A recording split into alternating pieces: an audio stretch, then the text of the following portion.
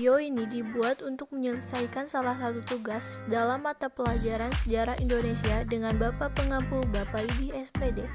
Kami dari kelompok 3 terdiri dari 4 anggota kelompok yang masing-masing bekerja sama dalam memenuhi tugas dengan judul materi Kerajaan Mataram Islam.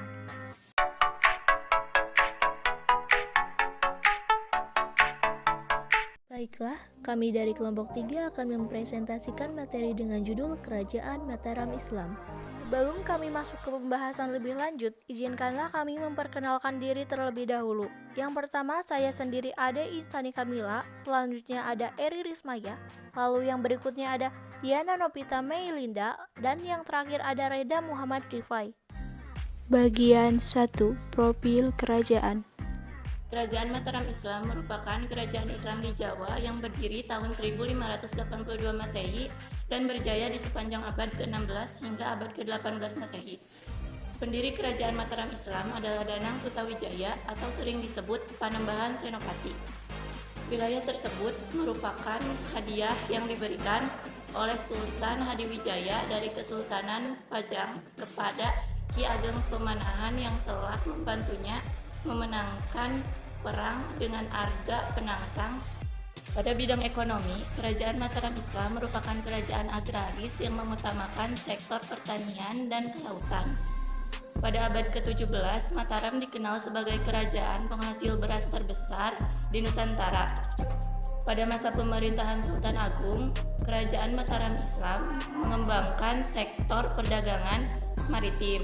Dalam bidang politik, kerajaan Mataram Islam mencapai puncak kejayaan pada masa pemerintahan Sultan Agung pada tahun 1613 sampai 1645.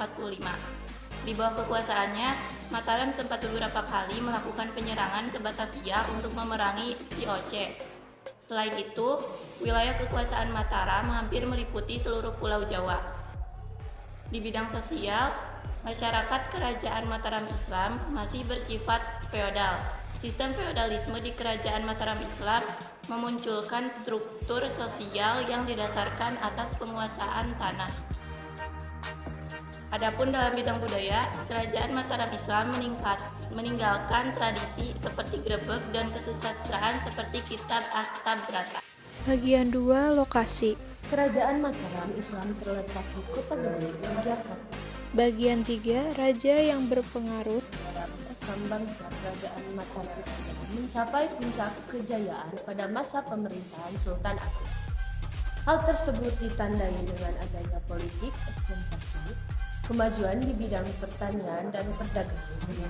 Terjadi akulturasi kebudayaan dan Jawa Islam hingga dilakukan serangan terhadap VOC pada tahun 1628 sampai 2629. Sultan Agung berhasil membuat Mataram Islam menjadi karena wilayah kekuasaannya hampir meliputi seluruh Pulau Jawa. Bagian 4.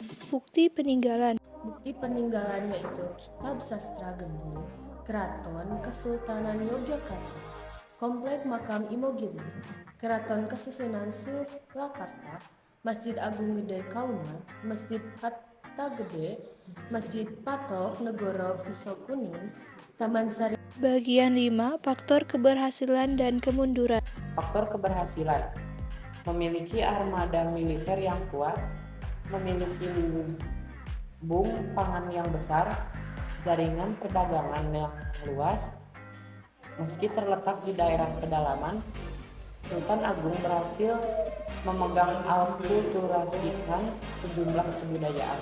Faktor kemunduran: pada tahun 1645, Sultan Agung wafat dan dimakamkan di situs pemakaman di puncak bukit tertinggi di Imogiri yang ia buat sendiri. Kerajaan Mataram kemudian dipimpin oleh putranya Amangkurat I pada tahun 1647 sampai 1677. Pada masa pemerintahannya, Mataram mengalami kemunduran karena masuknya pengaruh Belanda. Amangkurat I dan pengganti-pengganti selanjutnya bekerjasama dengan VOC dan menguasai Belanda. Kesempatan ini dimanfaatkan oleh Belanda untuk menguasai tanah Jawa yang subur.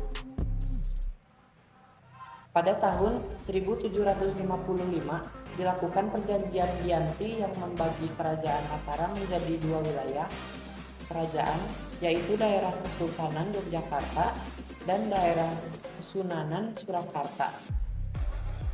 Kesimpulan yang dapat kami berikan dari video kali ini, Kerajaan Mataram Islam merupakan kerajaan Islam di Pulau Jawa yang berkuasa antara abad ke-16 hingga abad ke-18.